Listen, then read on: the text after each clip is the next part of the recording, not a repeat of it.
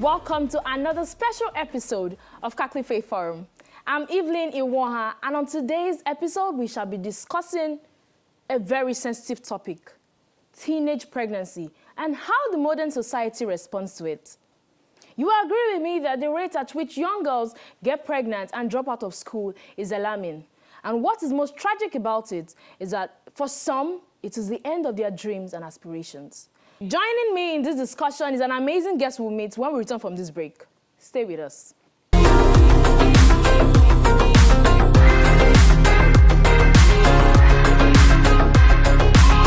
Welcome back, and if you're joining me for the first time, this is Kakli Faith Forum. I'm Evelyn, and on today's episode, we shall be discussing teenage pregnancy and how the modern society responds to it. Allow me to introduce to you my very amazing guest in person of Mr. Olaonipekun Kazeem. You're very much welcome, sir. Thank you very much for having me. It's a pleasure to have you here. Grateful for You are radiating confidence if you do not know. Thank you very much. Appreciate that.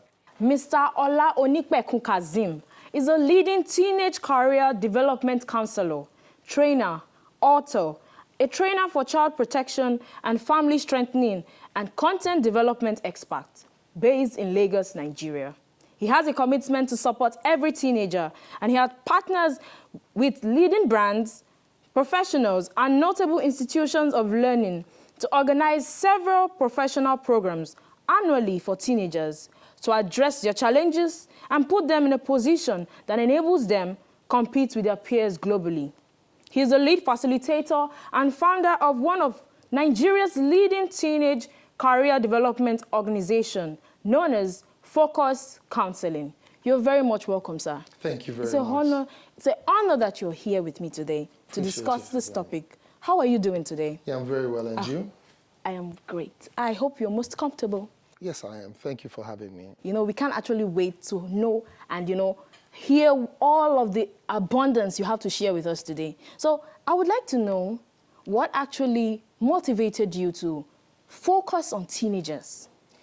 That's a very sensitive question, and I'm not sure that we have all of the time to be able to answer that question, because that question has been answered with a story. But however, in brief, I'm particular about teenagers as a function of my own personal experience growing up, being unable to clearly decide on my career path, and eventually when I did, the steps that I needed to take to see those things through. Now, going by my academic background, and comparing it with the things that are obtainable today. Yeah. I see the lapses and I see the differences, and I see a lot of the setbacks that the children or teenagers, especially from the underserved communities, have to face in identifying their respective careers. So in brief, that's why I have chosen that particular path. That's amazing. So from what age or at what level did you decide that this is what I have in mind and this is what I'm going to do? Well, clarity has been since 2013, and since then, we have been very particular about it, and we have put a structure in place that allows us to intervene in the lives of teenagers across the entire country. Until now, how do you feel about yourself and the level of achievement you've been able to attain since 2013? Well, to be very sincere with you, I would say we're grateful for how far we have come. But sometimes when I still sit back and I look at the challenges that we have with our teenagers, because while we're trying to create solutions, it's not as if we have all of the support that we have from the immediate community, from the international community, from the state, from the parents, the society. The economy is not getting any better. So to a large extent, as much as we're making some progress, we still see a lot of gaps. And unfortunately, it's not a problem that one person alone can solve. Going forward, we're hoping that we can continue to get more and more and more people step up to the situation and help bring more solutions to our teenagers. And now you talk about gaps. Teenage pregnancy has been or has created a gap. So what is teenage pregnancy all about? Well, just like the word itself says, teenage pregnancy. Teenage pregnancy. So maybe what we want to look at is who is a teenager. So just as the age puts them in space, the teen starts from 13 all the way to 19. So it means any child between the ages of 13 and 19 is a teenager. Now, again, we know that a boy cannot get pregnant. True. So it means that any girl between the ages of 13 to 19 is considered to be a teenager. Now, at that age, it means ideally, it means that you're just coming out of high school, or you're at a point in high school to be graduating, you know, sometimes, or you're just getting into high school. High school is a very sensitive part of an education for a child. So I do not see any reason why any child should be pregnant at that age. So it means that a child is actually undergoing some changes. A child is undergoing some physiological changes that is not necessarily meant for the child, which is a function of a sperm and egg coming together to be fertilized to provide a baby. So a child should not be going through such a stage. So that is what we call teenage pregnancy. Now you talk about teenage pregnancy being like not a factor or not a process that should be experienced within the ages of 13 to 19. So what could be the risk factors or the causes or the reasons why we find teenagers getting pregnant within that age range? So before we get to that, I think it's important that I identify the gaps or the challenges or the criticality of that age. All right.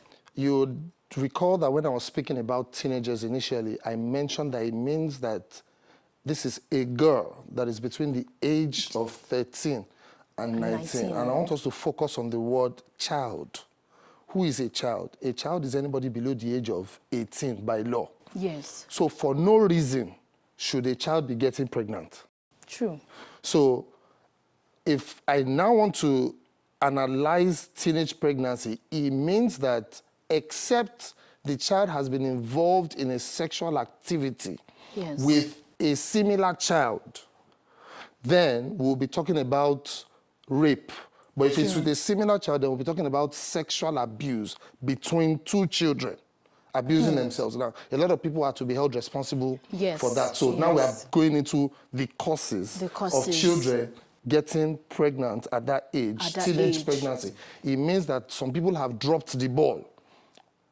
So one of the causes that you can look at is that sexual violence could be part of it. And when it's sexual violence, it can also mean rape. Yes. You know, it means that somebody has stepped in to assault a child, such that the child then gets pregnant. Now, another thing we can look at in our society of today is education. Yes. Some children are not properly educated. Now, again, we look at the age, teenage pregnancy. By law, it says after 18, you are now an adult. It means that some people can decide to get married. Again, I want to liken that situation to an unripe fruit. So I would like you to hold that thought. Let's take a break. Let's know who the saint of the week is. Stay with us.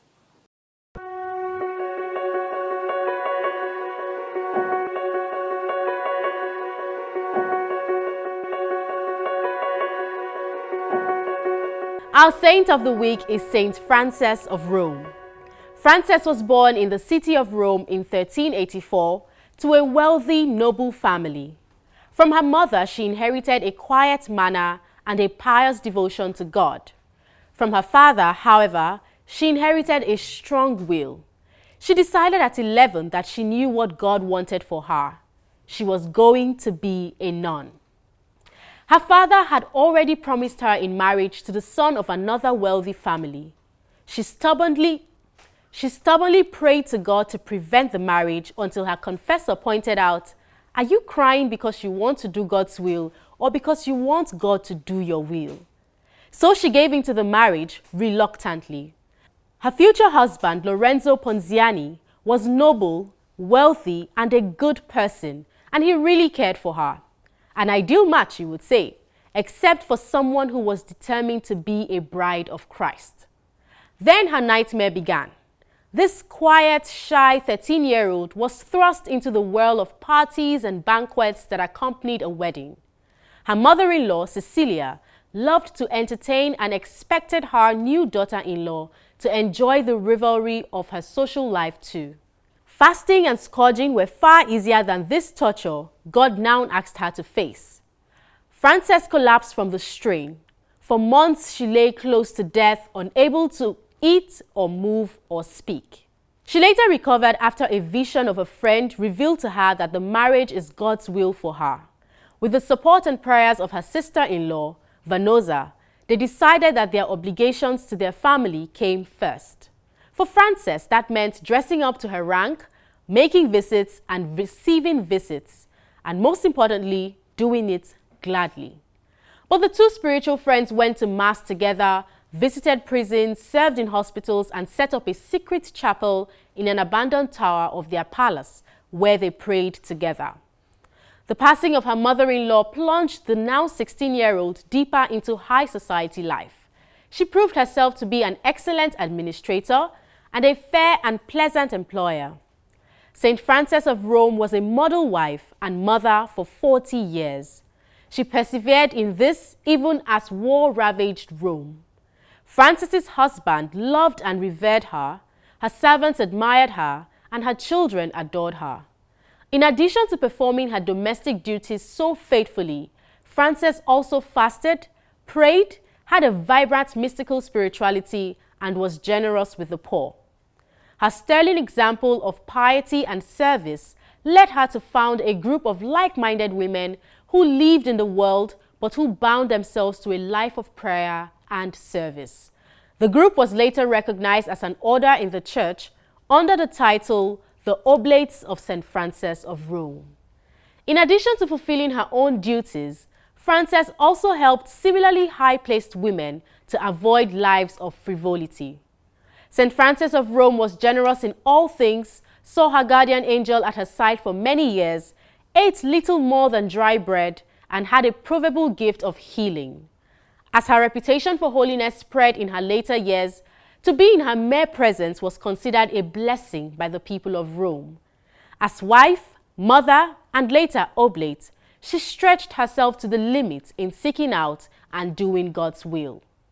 In 1925, Pope Pius XI declared her the patron saint of automobile drivers because of a legend that an angel used to light the road in front of her with a lantern when she traveled, keeping her safe from hazards. We pray for the grace to do God's will and seek holiness in our different states of life. St. Frances of Rome, pray for us. Welcome back, and this is Tikwa Clifford Forum. Our topic of discussion is centered on teenage pregnancy and how the modern society responds to it. Just before the break, we established that it is not appropriate that a female child between the ages of 13 to 19 must not or should not undergo the process or the physiological changes of getting pregnant. And you said that some people have dropped the ball and have subjected children who should be performing at their prime to get pregnant and, begin a family. And more so, you said that sexual violence, age, and some other factors have contributed to teenage pregnancy. You were going to establish the aspect of age.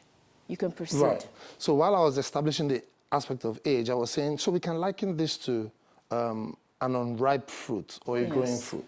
Now, I can actually go into the farm, or even as you would know, we can go to the market and then we can see different types of pineapple in the market. You see the very small one, and then you see the very big one. You see the green one, and then you see the one that is sort of like almost turning orange. Yes. You could almost tell that, yes, this is pineapple. Yeah. Truthfully, it is edible. It is edible. However, is it good enough for consumption?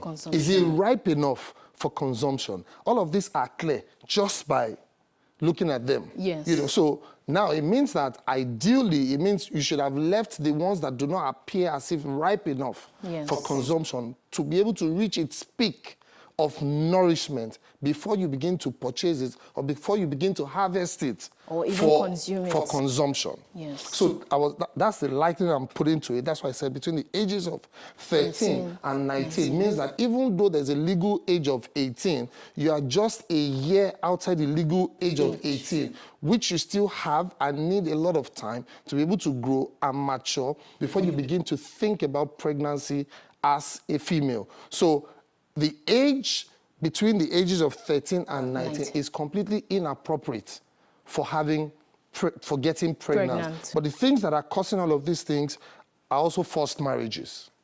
Forced marriages also cause things like common this. in the north. Yes, which is common in the north. Now, truthfully, peer pressure too plays a role.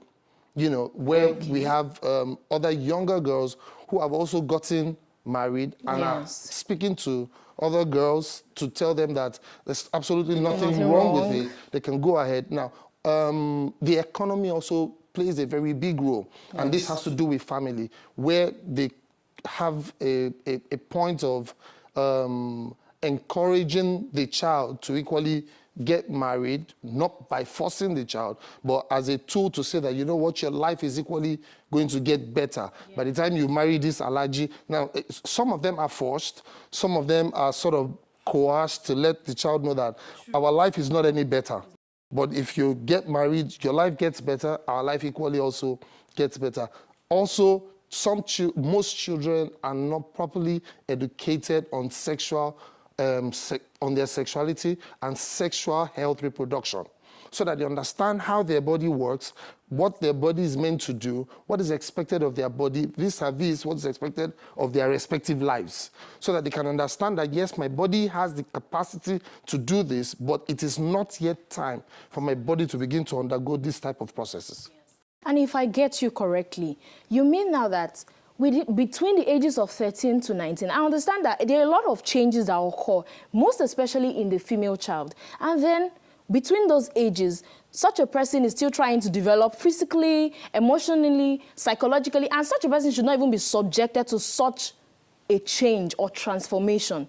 But in the aspect of forced marriages, there is no, if I get you right, there is actually no consideration on the part of the child that, do you really want to do this stuff? Right. Do you really want to go into marriage now? Are you ready? Right. So, but why are people, or why do families, most especially, I made an example of those in the north as a culture and as a belief. They take that if my daughter starts her menstruation just now, she's ripe for marriage. I need to give her to that allergy. I need to give her to my friend. And, you know, to maintain the family friendship, to maintain the bond, to make it strong. But why do people really do such? Yeah, well, again, to a large extent, you've answered most of the questions. You know, why are they doing such? It's a level of, starting from a level of education as to what are the health implications on the child. Yes. Again, considering what is the economic situation of the family. Again, education in the aspect of saying, why should a child be given to an older man, for marriage? Again, education in the sense that they do not see that there's a potential that the girl child has the capacity to fulfill and seen as an object of dash or an object of maintaining bond and friendship or improving our respective lives. So again, it's pretty much just a sense of education and understanding as to how much potential that can come out of a girl child that is unknown to them. So it can only be solved by education. And if I get you right, education in also the reproductive aspect, such that young girls are enlightened on those changes they should expect, those changes on how they can actually accommodate, relate, how they can put themselves together so that they become the kind of women that they see themselves to be in the nearest future. So I would like to ask, psychologically, what are the effects of teenage pregnancy on the victim? So just like an adult lady, depression is one very key challenges that women face. Yeah. But for a teenager, it's usually a lot more for them. And sometimes it leads to suicidal thoughts. So teenagers, his study has shown by the WHO that teenagers are more open to suicidal thoughts than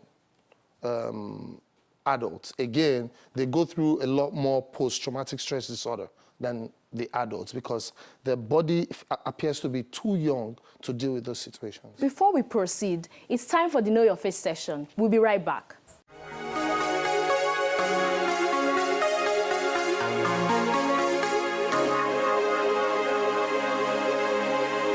Hello and welcome to another episode of Know Your Faith series. I am Jeffrey and today we are answering the question, is it good for people to pray the rosary while the mass is going on? Tricky, right? I know a lot of us may have done this before or seen someone by our side during mass doing it. So today I'll be giving clarifications on this. First and foremost, the Holy Mass is the celebration of the sacrifice of the body and blood of Jesus Christ, fully present on the altar under the appearances of bread and wine and offered to God for the living and the dead. The Mass is the central act of worship in the life of a Catholic. The Mass is at once a memorial and a sacrifice. The Mass is seen as holy and is the highest form of prayer in the Catholic Church. This means that no other Catholic prayer, not even the Rosary, should be said while the Mass is on. Note, however, that in preparation for the Mass, it is advisable to say the Rosary or any other Catholic prayer in readiness to encounter God in the sacred mysteries. It is also advisable to say the Rosary and other prayers after the Mass as a sign of gratitude to God for the grace of partaking in the celebration of the Holy Mass and receiving the Holy Eucharist. So in summary, 1. The Mass is the complete prayer and celebration in and of itself. 2. The Mass is the highest form of prayer in the Church and no other form of prayer should be said while this is on. 3. Other forms of Catholic prayers can be said before and after the Mass as acts of preparation and thanksgiving respectively. So that's it for today. Thank you for watching this video. Till next time, be bold and be Catholic.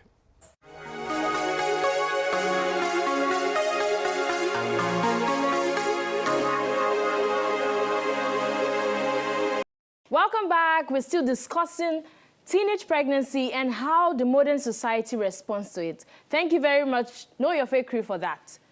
Sir, just before the break, you established that depression could be a psychological effect of teenage pregnancy. And you were going to explain that some of the victims of teenage pregnancy, sometimes they accommodate suicidal thoughts. Can you shed more light on that, please?